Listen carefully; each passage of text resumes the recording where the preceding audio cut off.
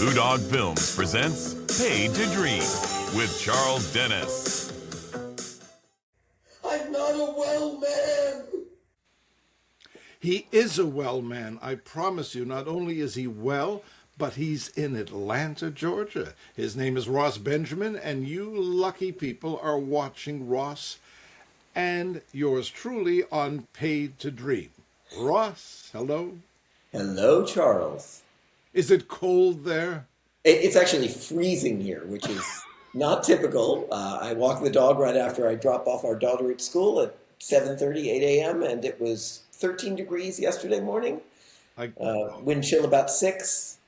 I feel like I lived in Boston, 30 years ago, and I could take it then, but I've clearly softened after many, many years in LA and now even in Atlanta. And how many years have you been there now? We moved here 2020, height of the pandemic, in that summer. So 5.5 now. And Dr. Liz is still cutting into people's brains? She tries not to unnecessarily cut into anyone, but when it is necessary, she is cutting into people, yes. Wow. Well, you are the original, you're the emeritus Foo Dog family member, going right back to our first film, Butterfield. But do you remember when you and I first worked together? Oh, boy. Pre-Butterfield, you're saying? Yeah. I'm going to need a hint, I think.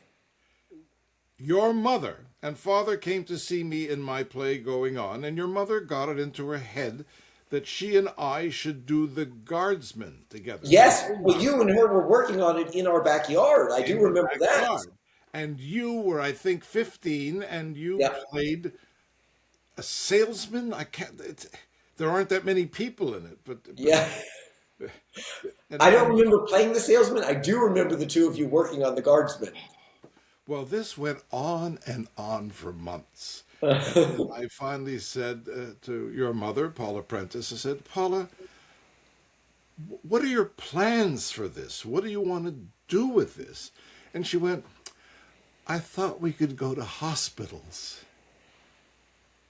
Okay, and that was the end of it. I thought, I'm not touring hospitals. I'm not in the USO. This is not, I will say, as you probably know, her joy is in the process. Yes. More than whatever the outcome or final product might be. The process is what she loves. So she probably could have kept working on it for years and years. Exactly. Get underneath every nuance of it. Every detail. I remember being at the house one day, and your mother had started to write her memoir, and she had written 12 pages, which she read to your dad and me. Yeah. And when it was, and we were blown away, and she said, "I want to try and get it down to 2 sentences." Okay, fine. Obviously, nothing further has happened with the memoir that we. She completed it, and it exists. But I think that is where she wants it to live, not out for others. I think, if anything, it was for herself and the process. Yeah, the process, and I think it was cathartic, and and at some point, that might be there for someone to read. But I think for her, that was the journey she needed to go on with it. I remember she at one point she was studying with her friend Salome Jens. And she wanted to do a scene from Who's Afraid of Virginia Woolf. And again, she chose me, and I kept thinking, gosh, there's an age disparity. But then it turned out that in the play, George is 8 years younger than Martha. Oh, yeah. And I was 8 years younger than Paula. Yes. It was a brilliant choice. Yeah. Because I don't think I've ever seen a production where you can see that the actress is older. Yeah. Yeah. But we rehearsed and rehearsed and rehearsed, and finally we went to do it, and there was no one there except Salome. It was the strangest. Well, Salome's a fantastic audience to have. Yes. She is. If you're going to have an audience of one, why not? And Salome Jens did one of the earlier versions of Paid to Dream, which goes in the retro section, and that'll be going up soon, probably for her birthday. Anyhow, let's get back to you. So you and I had that experience of working together in the backyard. Yeah. And then we were in New York, and I had the chance on a weekend to use my ex-wife's boss's business office to Oh shoot. yes. And that's when we did Butterfield. Oh, and didn't we shoot something that sequentially was supposed to take place literally moments after, and there had been a major haircut that had happened? Oh, God, yes. Yes, and we had to insert some sort of line that he'd lost his hair on the way down out It of the was me, building. right? Yes, When I fell out of the window, I lost my hair. exactly. Oh, God. We're going to show people a little clip now from Butterfield where we discover that you're not the rich kid we thought you were. I want to make you my partner. You're joking. Are you serious? Don't you think you can handle it? How old are you? 24? Oh, I was in chapter 11 twice by the time I was 24. Well, Can I have Nancy's old office? oh, and all new furniture. So tell me, how much do you think you could invest in the company? Invest. Well, as a partner, you'd be expected to... I don't have any money. What about your trust fund? What about your parents' place in Sag Harbor? I lied. Get out of here, you goddamn Gen X crackhead! Okay, we're back. We're back. You see, Ross always brings that naughty aspect. You were doing a lot of theater in New York at that time. I remember going to see you in the Seagull Oh yes. that I climbed to heaven to get up to the theater. We did it right around Grand Central Station, or oh no, near the Port Authority, and it was what had been a former gentleman's club that had been converted. So we would occasionally have an audience member come in who was looking for something different and was surprised that that was not the location that they had arrived at. They thought it was a very avant-garde version of a gentleman's club that was putting on the Seagull there. But it was actually it was a wild production. But I had a great time doing it there. How many performances did you do? We were on for a couple months. Oh, good. Yeah. No, I have seen you on stage. I remember seeing you in a play or a couple of plays in Beverly Hills at the high school where people. Yeah. And he wasn't in high school. This is long after high school. No. At theater 40 over there. It's Yeah, a wonderful theater. we did Modern Orthodox over there, which is That's a it. Modern really Orthodox. fun play. Yeah. Wow. Are you doing theater in Atlanta? Yeah, Atlanta has a really fantastic theater scene that, in all honesty, I didn't know about before we moved here. We moved here, Liz got the opportunity to take over as the trauma director at Grady, which is a incredibly busy trauma center, and it was an incredible opportunity. And of cities to move to, it's got a ton of film and TV going on here. So, it was appealing to me, but I definitely didn't know much about the theater scene here. And it's rich. There's a great talent pool of actors, directors, theater companies. So I've been really lucky to do a couple of great shows. I did Intimate Apparel, Lynn Nottage's show, which is a beautiful play here. And then we did Joshua Harmon's Prayer for the French Republic, which is an incredible play. It takes place in Paris, but it's about a Jewish family who is experiencing some anti-Semitism and making the decision of what to do to protect their family, ultimately going back to Israel. But it's a really fantastic play, and it was so incredible to see how well received it was here with a very diverse audience. I mean, certainly you would think you'd attract a Jewish audience, but we attracted every ethnicity, race, religion, and people could find, some sort of common relation to whatever their life experience was. Or How long ago was this? maybe a year and a half ago, something like that. It was pretty recent. And they have these, what are their main theater awards here, and we were nominated for Best Play, and I got an actor nomination. We got a bunch of recognition here and stuff that was really cool. Then going back to our our collegial relationship, which I miss. I mean, that I've made another feature film that you're not in. I've got to find a way to have you do it just on Zoom or something. Oh, you can get me in there somehow? I know, I know, I know. But then we did a couple of radio plays. We did Yes. The Alchemist of Cecil Street, which is now finally available on Audible, by the way. Oh, that's For fantastic. people to hear. And then Tolstoy Was Never Here. Yeah, yeah, yeah.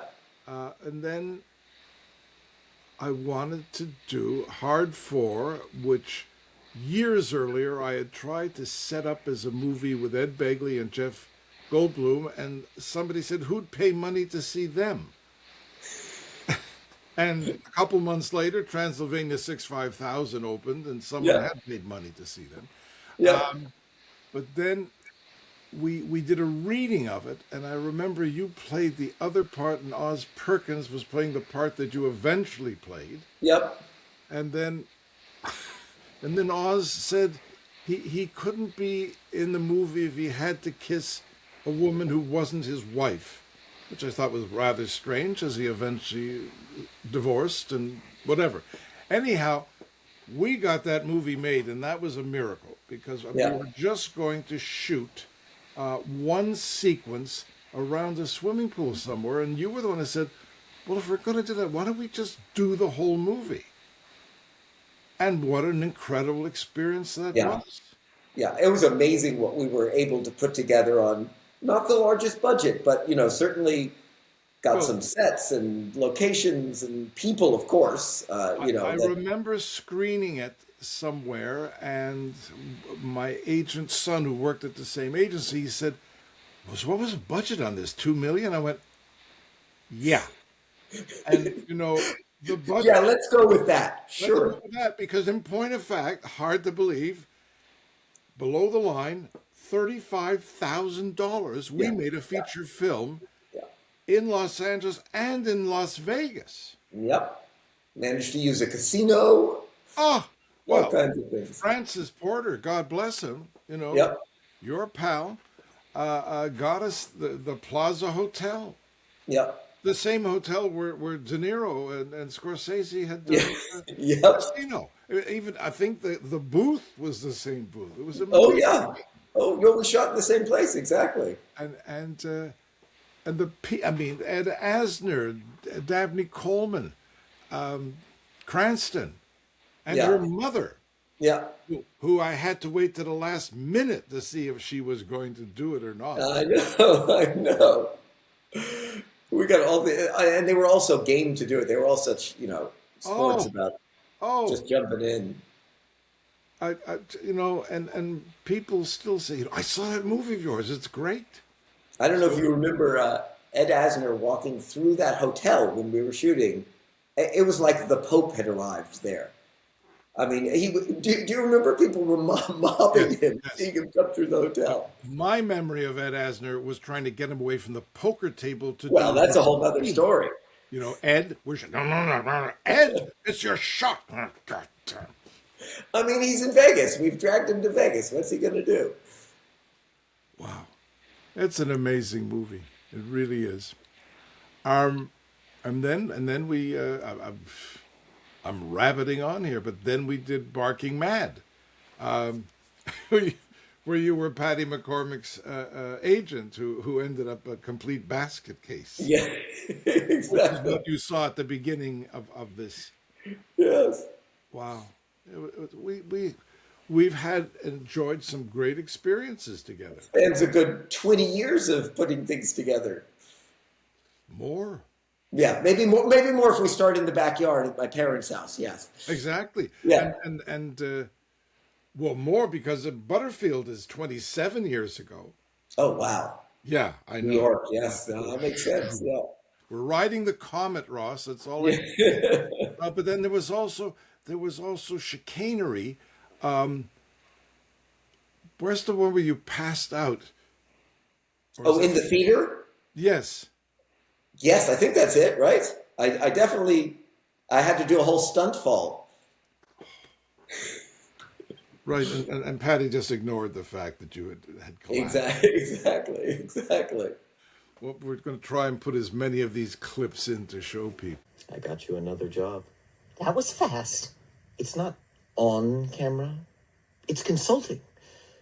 Just until we line up another show. Consulting for what? You know my other client, Rex Underman? That pimp. Rex thinks the world of you. He is a survivor.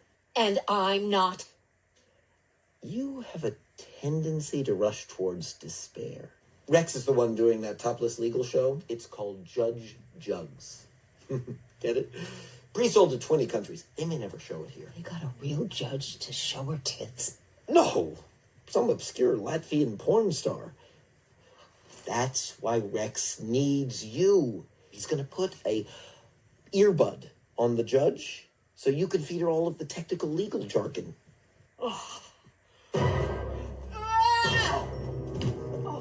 Yeah, you'll have to come out to Atlanta to find something to shoot.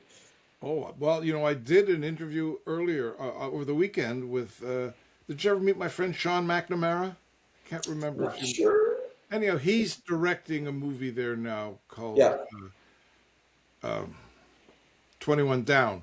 Mm-hmm. Sean, I read for something in that film. Oh, you did? Yeah. It's a great idea, that movie.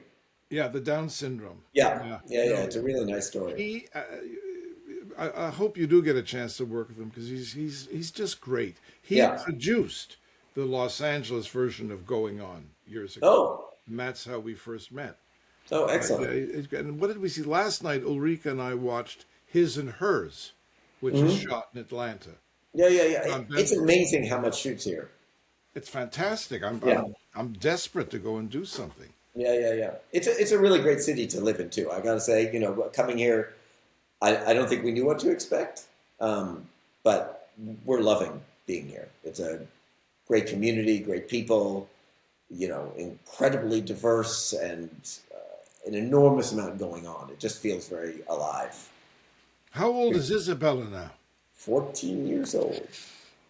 Oh, and we have her in, I believe, her one and only film performance right now.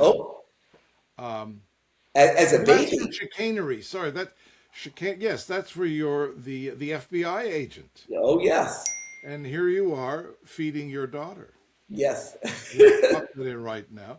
And now that little baby in the high chair is 14. We still ask her to sit in the high chair for eating time. Don't worry. Steve Nadafonso. Listen to me and listen good. My regularity is of great importance to me. Do you understand? 100%, Mr. Wishfort. Punctuality is my top priority, but the babysitter's late and my wife's at work. My evacuation I cherish. Evacuation? Not quite sure I follow, Chief. It is a welcome mat to my day. Does she have a southern accent? No, she doesn't. You do get an occasional y'all. I'll bet.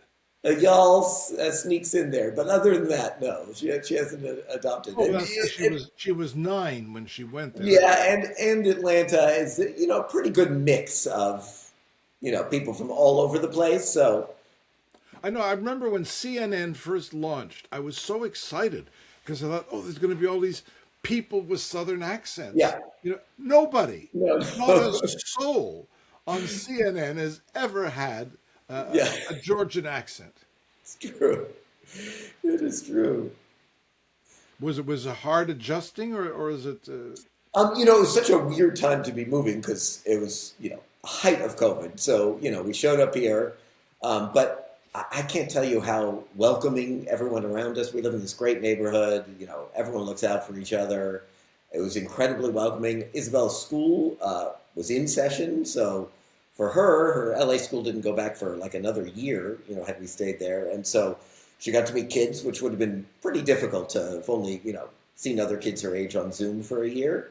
So we adjusted pretty quick. And, I've been lucky enough to do a good amount of TV and film work while I've been here, the plays that I've done, even commercials. So I've been busy, and we're happy here.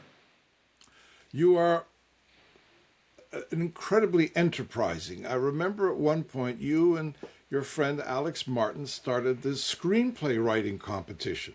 We did, yes. How many years did that go on for? That probably went on, it lived even a little beyond us. We had a third partner, this guy, Lauren Fireback, and I want to say maybe it lasted about 10 years, something like that. And we would get really good screenplays, and we had great people pretty high up at studios and things who were, judging the final ones. And the process was fantastic. We really wanted to try to help get the best ones made. It was a combination of, we ran into a couple of people who some of those places were really interested in, and then got a little big for their britches and started playing hardball with their thing. And we're like, you have a chance to get this movie made, and you should jump on that. And couldn't quite get them over the hump of, now they thought that everyone was going to be knocking on their door. And, of course, that was a movie that never got made. We liked the idea of it, but we also liked the idea of them being able to help see some of these get to the finish line. And that never really happened. So the work and the effort that went into doing it didn't have the payoff maybe that we were looking for. So at least for me personally, that maybe I had to step away from the day-to-day operations of it. Did you get scripts from all over the world? Everywhere. It was amazing. I mean, we got a couple from, I want to say, India, really? Some from China, and some of them were only sort of written in, they were intended to be written in English, but not really what you received. But it was amazing that people would send them in from all over the place. Wow. Yeah. And what's your father up to these days? I haven't spoken with him in about a year. He's doing great. He did a couple of projects. He did this movie that Griffin Dunn was in. I think it was called Ex-Husbands, and Rosanna Arquette, that he shot in New York, that I think came out this past year. Did he direct it or act in it? No, he acted. My dad acted in it.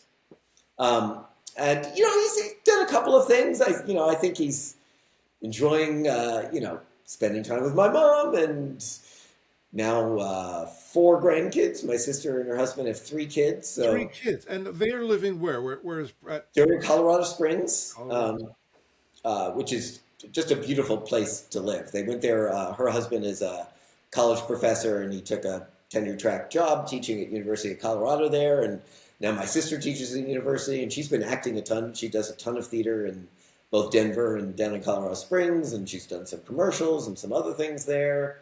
And she teaches dance and, acting and all kinds of stuff. She's been busy.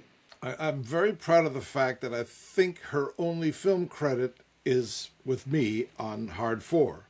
That was definitely her first one, yes.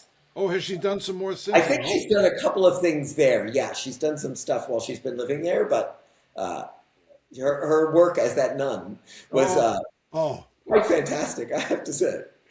I bet that scene when she assaulted Sam Gould at the yes. I think we're going to try.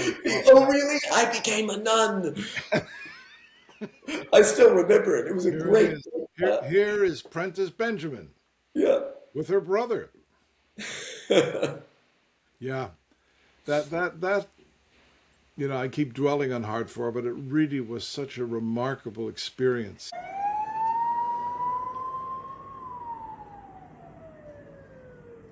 Freddie's grandfather always said you didn't have a Chinaman's chance of throwing a hard 4. I should have listened to him then, but I was only 9 years old. You're Spencer Ragusa, the writer, right? Or the right writer, depending on how you look at it. Where's the body? Which one? Cute. With clarity, there is no choice. Who is that boy? What's he doing out there? I'll call the police! This insolent pup needs a thrashing. Stay out of this, Pericles. He's Pericles? I thought Pericles was your dog. I'll kill him! No! Yeah, yeah, it was a great experience for me too. Wow. Just also like seeing something get put together from start to finish was such a neat thing to be part of. Yeah, yeah. What did you mean by that kiss? I just meant your life. Stop it, will you? Oh, God! I think I'm blind. Oh, don't change the subject. Colleen is married to someone named Jay. Colleen Wong? You saw her? Where is she? Don't get so excited, Ragusa. She doesn't even know who you are. I know that, but she's gorgeous, you gotta admit. You want me to poke out the other eye? Wait a minute. Where is Pericles? In police custody? And you're standing here free? Have you no shame? The man got involved because of his sweet, demented heart. Oh. I suddenly flashed on this short film that it was a Western that you were in. Did Francis direct it? Yes, called Cristobal. Yes. Yes, which was amazing. You know, we shot down in Santa Fe at this set that I think was used for like Silverado and all. It's literally like a whole Western town that's down there. And I mean, the production value on that was amazing. And like I think we were down there. I forget how long, but I was riding like I played a salesman from Chicago. Yeah, you were the dude goes west, you know. Yes, exactly. Whose Model T breaks down, and all he can get on is a little pony that he has to ride into town. Is that on YouTube? Can people see that anywhere? You know, it went to a bunch of festivals, and I actually think it won some awards at festivals, and I have no idea where I'm sure it lives on somewhere. As everything does now, but I don't know where it ultimately ended up. The idea was to try to turn it into a feature, but we just never got around to doing that. Well, I found it charming, which is a word that people misuse, but it really was charming. Yeah.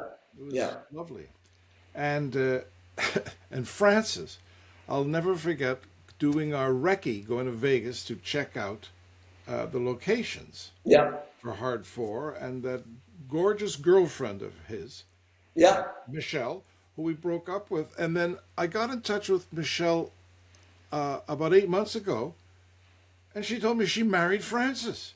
It's amazing. It was such an amazing... How long were they apart? Quite a long time, and Francis was remarried and married and had a couple of step children. Right.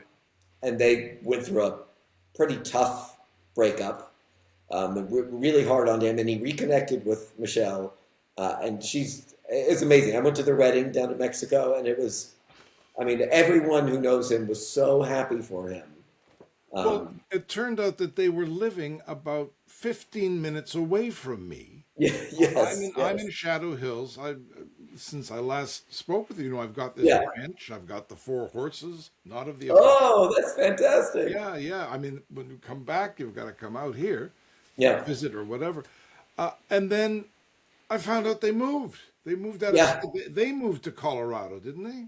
They did. Literally in the last few months. I think they're just outside of Denver in Boulder.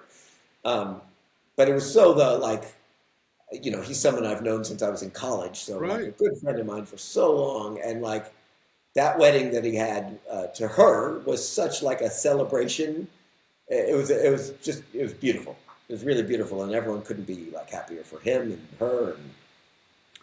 So her son, who is my stepson Zaid, we were going to get them together. She and Francis have no children together? No, not together. No. Wow.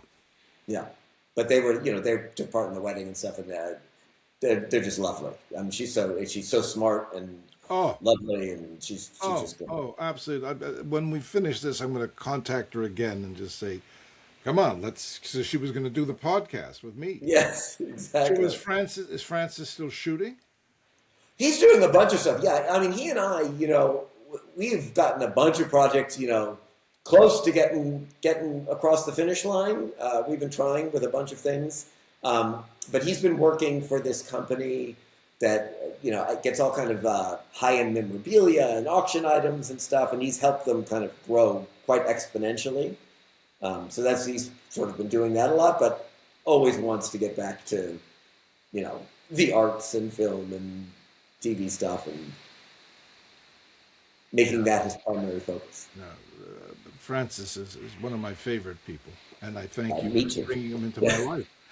And we're gonna depart from this because we have all kinds of clips that are going to be inserted, which will bring us to our 30 minutes. Even if parting is such sweet sorrow. It is, but we will get together much sooner than the last time, and That now would be fantastic. you know, we can do the FaceTime calls and stuff. That would be great. Ladies and gentlemen, my dear, dear, dear friend Ross Benjamin has shared the time with us on Paid to Dream. Please click like when you see this, subscribe, whatever that means, and see you soon, Ross. See you soon. Thank you for having me.